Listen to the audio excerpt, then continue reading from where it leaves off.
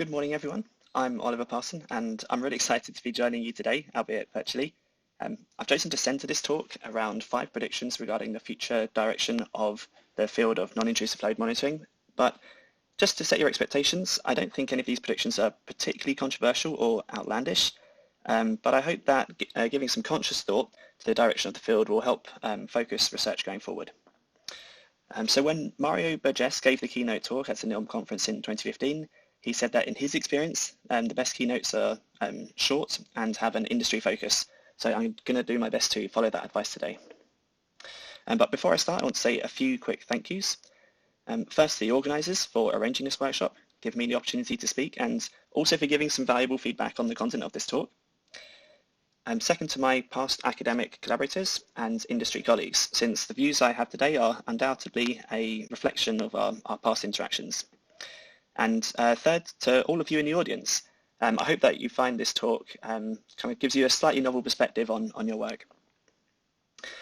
So I'm really excited to be giving this keynote for 3 reasons. And the first is related to what I've been up to since leaving academia. So for those of you who don't know me, I worked in the NILM field for about 7 years, from 2010 to 2017. It was the topic of my PhD and the subsequent research fellowship that I did, during which time I worked on NILM TK with Nippon Batra and Jack Kelly. NILM was also the focus of my work when I joined Hive, the smart home company owned by the energy giant Centrica, which also owns British Gas, third largest energy supplier in the UK.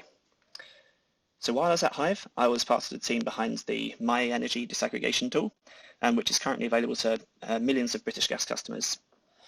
And throughout my career, I've been fairly active in the NILM community, attending NILM workshops, presenting papers at them, and even co-organising a handful of workshops too. But I haven't actually worked directly within the NILM field since about 2017, roughly halfway through my time at Hive. And after working at Hive, I joined Bulb, at the time, the fastest growing energy supplier or challenger brand in the UK. And it's actually these experiences since leaving academia that make me most excited to be giving this talk, because it's really broadened my knowledge of the kind of how the energy industry works as a whole. And this in turn has a number of implications on NILM, which I'm going to try to share with you today. So the second reason I'm excited to be giving this talk is also related to the stage of my career that I'm at the moment. The eagle-eyed of you might have noticed that my work history doesn't quite extend as far as today's workshop, and that's because I'm currently taking a career break. This means that I have no affiliation at the moment, so I'm not trying to sell your products, I'm not promoting a paper, I'm not trying to hire you or even get hired myself for now. I'm hoping that this removes any bias that might have otherwise crept into this talk and allows me to talk with as much honesty and openness as possible. And I'll say a few things about what I'm up to at the moment at the end of this talk. So the third reason I'm excited to be giving this talk is that this workshop is actually pretty timely given the challenges that face the energy industry today. I remember when I first started my PhD, my supervisor, Alex Rogers, put a textbook on my desk, as supervisors like to do, called Sustainable Energy Without the Hot Air. And the reason that I mention this book is that it introduced me to the huge challenges that the energy industry will need to overcome. And since then, I've heard these challenges summarized as the trilemma of carbon, cost, and security. And this trilemma, with this trilemma, policymakers must produce a system in which energy is affordable to its citizens, doesn't contribute towards dangerous climate change, and has minimal risk of interruption. At the time of my PhD, I thought this sounded pretty important. Only now I see that this exact trilemma is being played out daily on the world stage, and energy has gone from being a niche topic to consistently front page news. So those are the 3 reasons why I'm particularly excited to be giving this talk. It's my experiences in industry since leaving academia, my current independence, and also the timeliness of this workshop, given the challenges that face the energy industry today. And lastly, before I jump into the main content of this talk, I want to give a quick disclaimer. The topics that I'm going to cover will inevitably have a focus on the UK, and this is primarily because the UK is where I've lived and worked my whole life, and as such, it's the region for which I'm most familiar with the energy industry. But having said that, I hope that many of the topics I cover will still have relevance to other regions in the world, although I'm aware that laws, markets, and appliances vary throughout the world, so your mileage might vary a little. But that's enough preamble. Let's get into the main part of this talk, my 5 predictions for the NILM industry. So starting with prediction number 1, this is energy savings advice will become the killer application of NILM. So over the years, I've heard people describe NILM as a hammer looking for a nail. That is to say, NILM is a tool without an application. And I'm now making an argument that the dominant application will be to produce energy savings advice. I think we often shy away from this as an application because average energy savings are typically quite small on average, in the kind of single-digit percent. Individually, it's not going to solve any of the problems of the energy trilemma, but as part of a larger system, I actually think it has an important contribution to make. And by part of a larger system, I mean a 3-step process like this. So step 1 is to quantify the present. That is, estimate how much energy is consumed by each end use within the household. Right, this is the segregation problem. Step 2 is to suggest an improvement. That's to identify a change that could be made that would reduce the energy consumption of one of these categories. And finally, the 3rd step is to quantify the savings and costs. Basically, estimate how much energy would be saved by following the energy savings advice, and consequently what the financial savings would be. And finally, also quantify any financial cost by following the advice. So this is what I mean by NILM being part of a larger system. And just to be clear, steps 2 and 3 are not trivial and certainly don't come for free. Even given the perfect disaggregation results, these subsequent steps will still require careful design, and in some cases might be just as difficult as producing the disaggregation results themselves. So what do I mean by energy savings advice? Well, I find it useful to separate advice into 2 distinct categories, behavioral and purchases. Behavioral feedback is normally free to follow, but comes at some cost of comfort or convenience. One example of this could be turn off the lights when leaving the room. I call this type of feedback ongoing feedback because it's clearly a little less convenient than leaving the lights on all the time and requires some persistence, but it doesn't come with any financial cost. Another example could be turn the thermostat down by 1 degree. This type of feedback is often referred to as set and forget feedback, in that you don't have to remember anything, but it does come with some discomfort. Maybe you need to wear more clothes to stay warm. And again, it doesn't come with any financial cost. I also mentioned purchases as an example, as an alternative. Examples of this could be to replace incandescent light bulbs with LEDs or install double glazing. Apart from the inconvenience of installation, these don't require any behavioral change, but they do come with a financial cost, which needs to be estimated. In order to calculate the payback period, that is the time until the financial savings have offset the cost of the purchase. So why bother with energy efficiency? Although it's not the most exciting topic, it's actually what I'm calling a win-win-win situation, in that it's good for the household, the energy supplier, and the government. So the household wins by reducing their bills, the energy supplier wins by offering a service which can undercut its competitors, and the government wins by contributing to carbon reduction commitments. And I should probably mention now that the UK, for instance, has a deregulated energy retail market, which means that customers can choose between multiple competing companies to supply their energy. And although the energy itself isn't any different from one supplier to the next, the digital products and customer service will be, as well as obviously the price. So this is what I mean by energy companies being able to undercut their competitors. Hopefully so far this is fairly straightforward and not particularly controversial. However, there's one sticking point, which is that rigorously measuring the impact of such energy savings is both time-consuming and expensive. And this is because an A/B test, also known as a randomized controlled trial, is required to deliver the necessary rigor to compare the change in energy consumption both before and after exposure to the product. Such a test would need to be carried out over a long period of time to capture the seasonal savings and slow effects of energy savings advice. Furthermore, such a test would need to be carried out over a large population with a similarly sized control group, given the small effect size and the high variance of an individual's energy consumption. This type of study is often referred to as a difference in difference study because you're comparing the change in energy consumption between 2 groups over time. Other comparisons are generally insufficient to prove such an energy savings effect. Such examples include temporal comparisons, whereby the energy consumption of a set of individuals is compared before and after the product is made available without a control group. This is insufficient because it because such a test does not control for other possible causes, such as changes in weather or global trends towards higher efficiency and so on.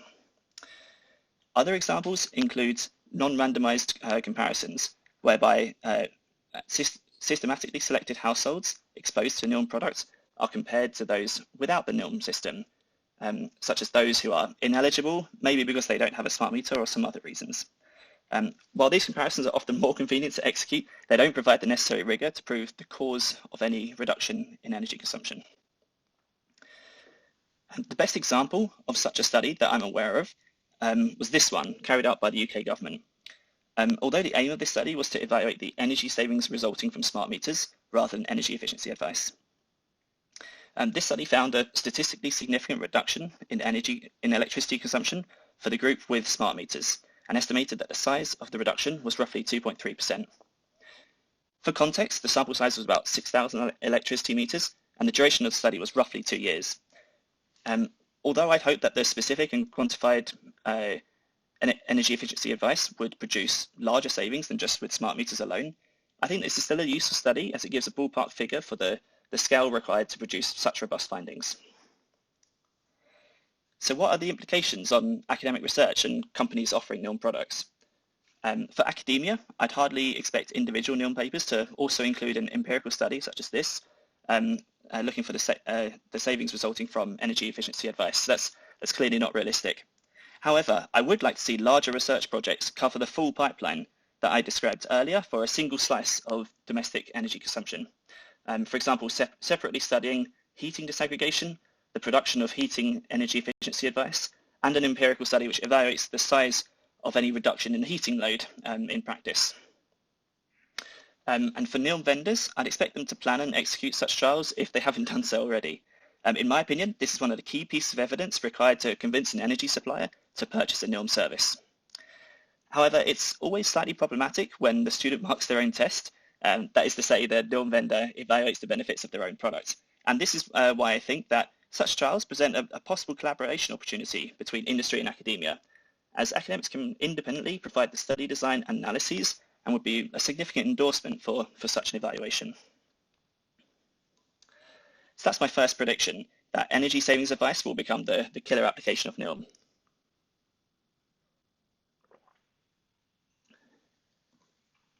My second prediction is that the value of NILM will increase as time of use tariffs become more commonplace. So time of use tariffs vary the unit rate a customer pays for energy throughout the day. And this is in contrast to one rate tariffs with which the customer pays the same unit rate regardless of the time of day. Although time of use tariffs already exist, they are far from commonplace, and one rate tariffs dominate the residential electricity market, at least in the UK. And this is primarily because energy retailers are not yet exposed to the actual time of day that their customers use electricity. Instead, and rather confusingly, the energy consumption of their customers is estimated on a half-hourly basis using a small number of customer archetypes, also known as profiles.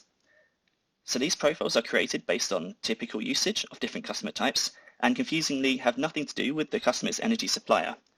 So all customers of type 1 will have their electricity consumption distributed across a day proportionally to the turquoise line, and all customers of type 2 might have their consumption distributed proportionally to the yellow line, and so on. And all of this is regardless of the customer's energy supplier. However, with the arrival of market-wide half-hourly settlement, this will change when it's rolled out in the UK in 2024 to 25. And using this new model, energy retailers will be exposed to the actual consumption of their customers every half hour as measured by smart meters. And this is really important since the cost of supplying electricity varies throughout the day. That is to say, it costs more for the energy supplier to buy 1 kilowatt hour of electricity at mid-afternoon than say it does in the middle of the night. So for the first time, this will create an incentive for energy retailers to encourage their customers to shift their electricity consumption from mid-afternoon when electricity is more expensive to overnight when electricity is cheapest. The most obvious and direct form of incentivization is just to pass these costs straight onto the customer through time of use tariffs. So why am I talking about time of use tariffs at a NILM conference? Well, NILM enables energy suppliers to offer specific electricity deferral advice to their customers. For example, they might recommend rescheduling the charging of an electric vehicle from daytime to overnight. overnight charging might sound obvious, but this isn't how most electric vehicles are charged today. Electric vehicles typically start charging as soon as they're plugged in, which most commonly happens in the late afternoon when someone arrives home from a day out or a day at work. And this is exactly the time when electricity is the most expensive. So NILM can contribute to this by identifying EV charging from aggregate data, allowing the potential savings from rescheduling the charging to be quantified. Furthermore, such a system could estimate both the savings from charging on a one-rate tariff to a time-of-use tariff and rescheduling the charging of the EV. So even if you're not currently on a time-of-use tariff, it can sort of do these two comparisons together. While the basic solution might suggest the customer manually set a new schedule for their electric vehicle's charging, a more advanced solution you can imagine might integrate directly with the electric vehicle's controller. So there are other obvious less opportunities that exist for load deferral, even without explicit time-of-use tariffs.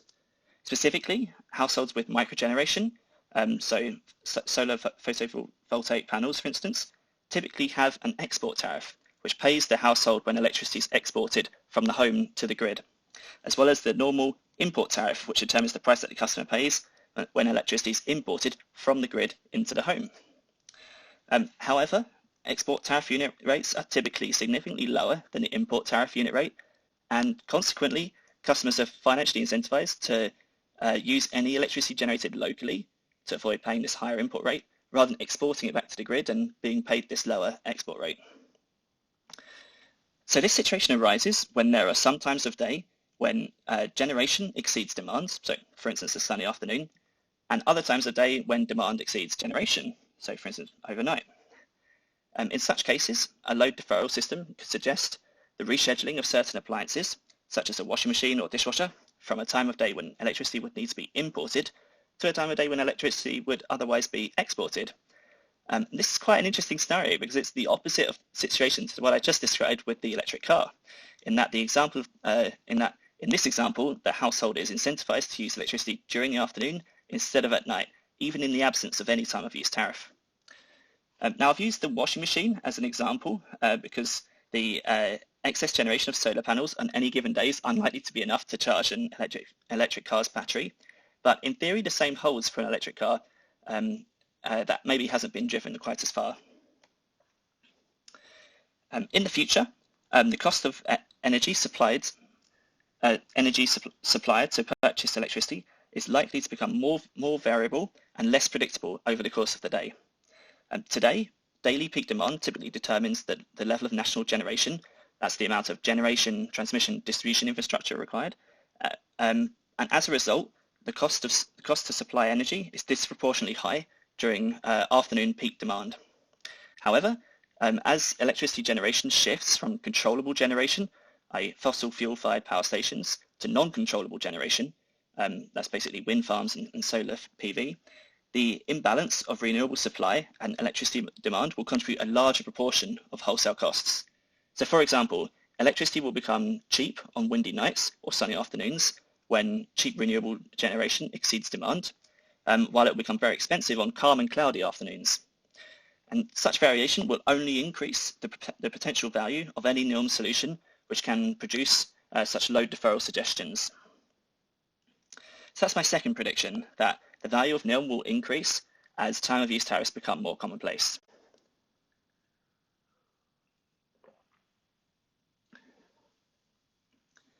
So my third prediction is that energy efficiency advice solutions will need to consider a household's total energy consumption.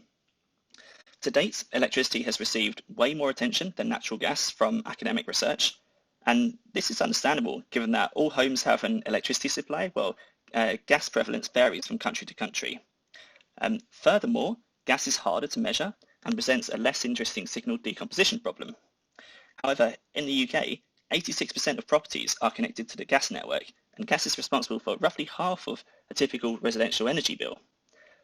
In addition, UK smart meters can easily measure gas at half-hourly granularity if the household chooses to opt in. And as a result, energy suppliers are keen to provide energy-saving advice based on both the household's electricity and their gas consumption. While the typical household has 10 to 20 electrical appliances, there are 3 common categories of gas usage. These are heating, hot water, and cooking. And furthermore, while a household's electricity consumption is commonly distributed somewhat evenly across a large number of appliances, gas consumption, on the other hand, is generally dominated by heating. As a result, simply disaggregating the heating load of a gas supply is likely to be the simplest and most actionable category, while also having the greatest potential savings. So for example, consider a system that estimates the heating consumption of a household from gas smart meter data. It suggests improving the boiler efficiency or thermal insulation of the property, along with quantifying the savings which could be realized. Such purchases are likely to be the most cost-effective way of reducing a household's total energy consumption and ultimately the resulting carbon emissions. So having said all this, I can understand if you might be thinking that analytics of gas data is far from future-proof. Right? Burning gas in boilers obviously emits carbon dioxide into the atmosphere, and as such it's not a sustainable way of heating space and water in residential buildings, and it's widely accepted that we'll eventually need to move away from gas boilers. The two most likely candidates to replace a gas boiler are hydrogen boilers and heat pumps. Hydrogen boilers are quite popular with the existing gas industry because they will continue to make use of existing national piping infrastructure, and there are even some boilers that can burn either hydrogen or gas. However, the technology for hydrogen boilers is still some way away, so the technology and national infrastructure isn't quite ready yet. The alternative that I mentioned was heat pumps, which are often described as air conditioning units running in reverse. But crucially, heat pumps are powered by electricity, so less new national infrastructure is required, and although they are relatively expensive to buy, install and run. So in my opinion, the most likely low carbon replacement for such gas boilers are heat pumps. However, it will take decades to replace all the gas boilers in the country with heat pumps, even if the required supply chains and financing were ready tomorrow. And furthermore, good insulation is often a prerequisite for the replacement of a gas boiler with a heat pump, given that heat pumps typically have a significantly lower power output than that of a gas boiler. In other words, I'm trying to say it's often more cost effective to replace a gas boiler with a smaller heat pump and insulate the property than it is to install a larger heat pump. But whether we like it or not, we must be realistic that gas-fired boilers are here for the time being, and when combined with smart meters, gas smart meter data offers a powerful data source for producing insulation-related energy efficiency advice. So that's my third prediction, that energy efficiency advice solutions will need to consider a household's total energy consumption, and specifically gas consumption, if it exists.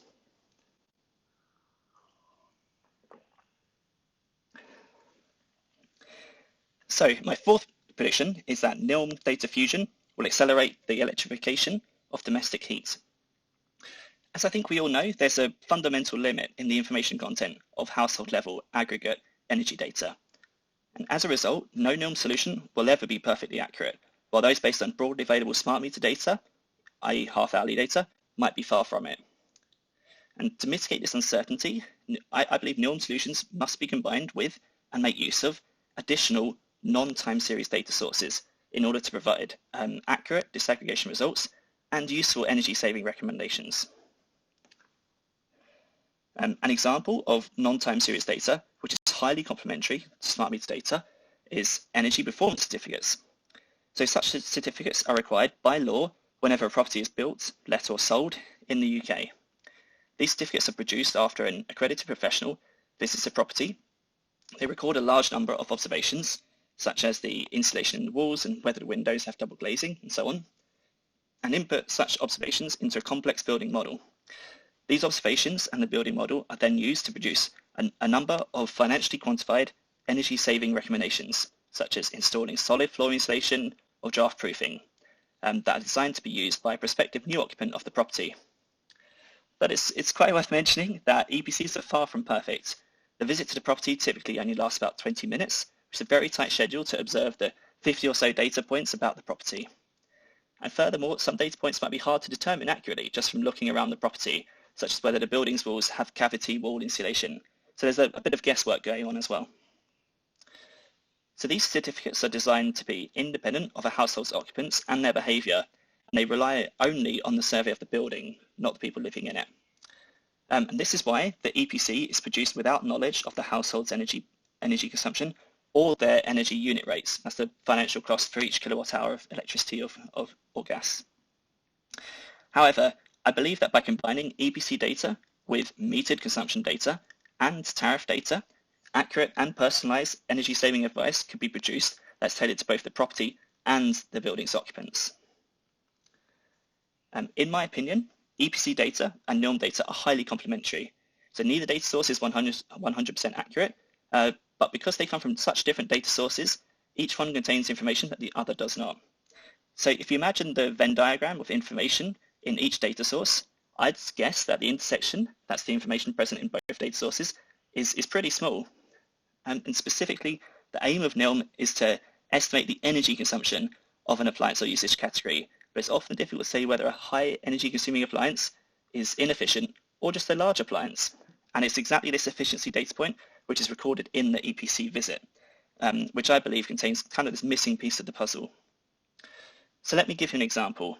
The quality of wall and window insulation as collected from the EPC could be combined with the annual energy consumption for space heating estimated by a NILM system from smart meter data and tariff information provided by the energy retailer to produce accurate estimates of the monetary saving from installing insulation.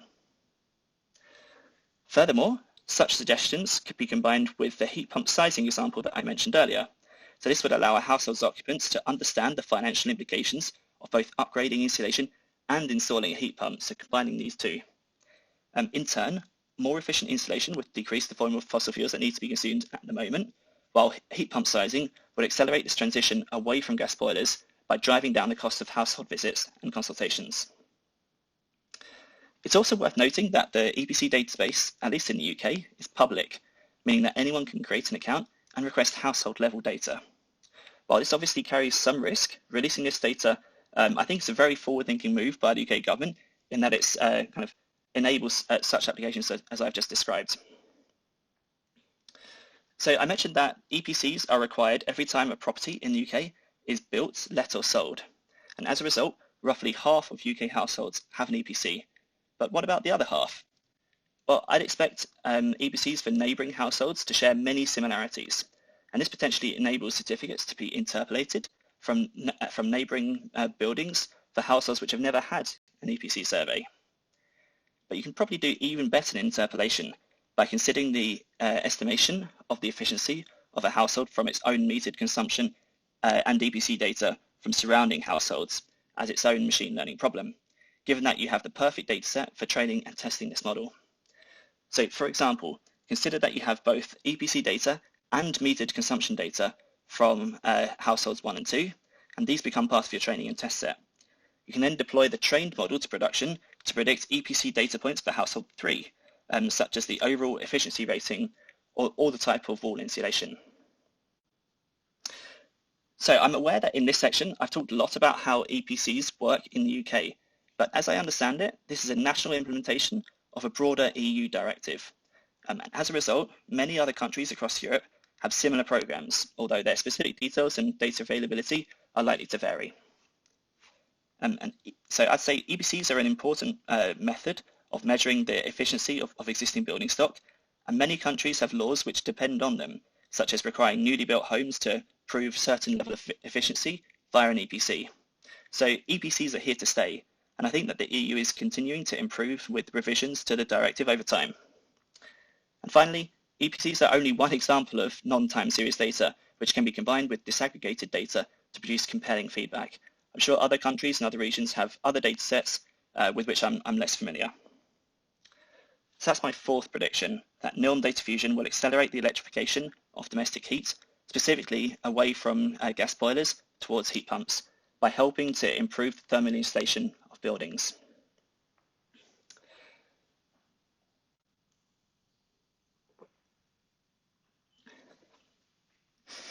So that's my fourth prediction. For those of you looking at your watches, don't worry, the last one is a quick one. And this is that successful NILM applications will focus on a few appliances that offer both actionable and significant energy savings.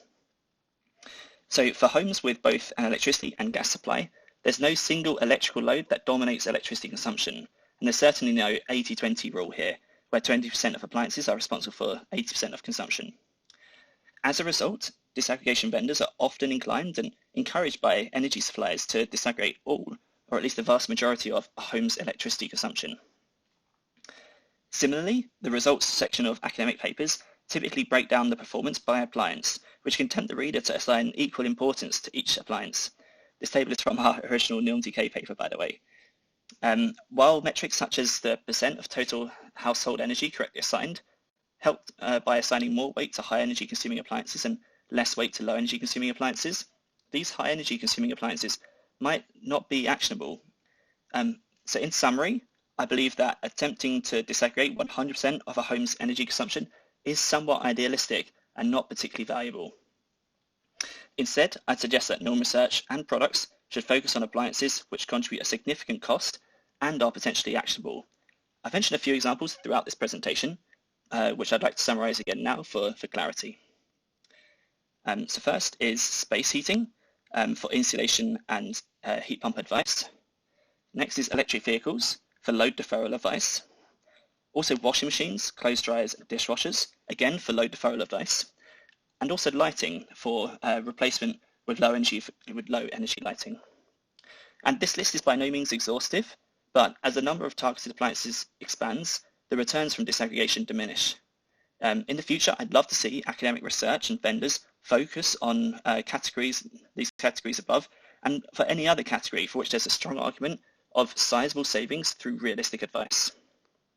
Yeah, that's my fifth and final prediction, that successful NILM systems will focus on few appliances which offer both actionable and significant energy savings.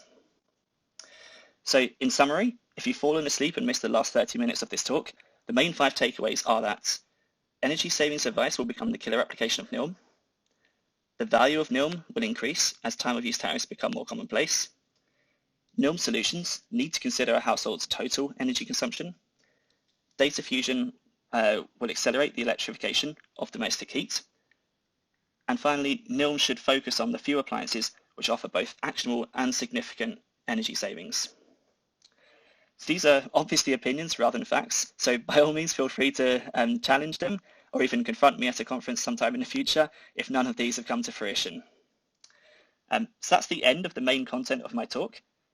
Those of you paying attention might remember that I teased you earlier when I mentioned that I don't currently have an affiliation. This is because my wife and I are currently taking a career break to travel, but we're aiming to travel carbon neutral. This means that we minimize our carbon footprint by avoiding flying and making use of public transport wherever possible. And this was our plan when we started our journey. So far we've made it from London to Uzbekistan with only a single 60-minute flight across the Caspian Sea. However, I'm aware that we're running out of land borders, which the UK Foreign Office suggests are safe to cross, so we'll need to take another flight again fairly soon, I think. We're also measuring our carbon emissions as we go so that we can analyze the results, learn from our mistakes, and offset any emissions that remain. If you're not familiar with carbon offsetting, this means that you pay to prevent an amount of carbon entering the atmosphere equal to your own emissions, such that the net result is zero. And while offsetting is by no means an excuse for needlessly emitting carbon dioxide into the atmosphere, it is a way of taking responsibility for emissions that can't otherwise be avoided. So that's actually the end of my talk. Thank you so much for listening, and I'm going to cross my fingers that my internet connection holds up to a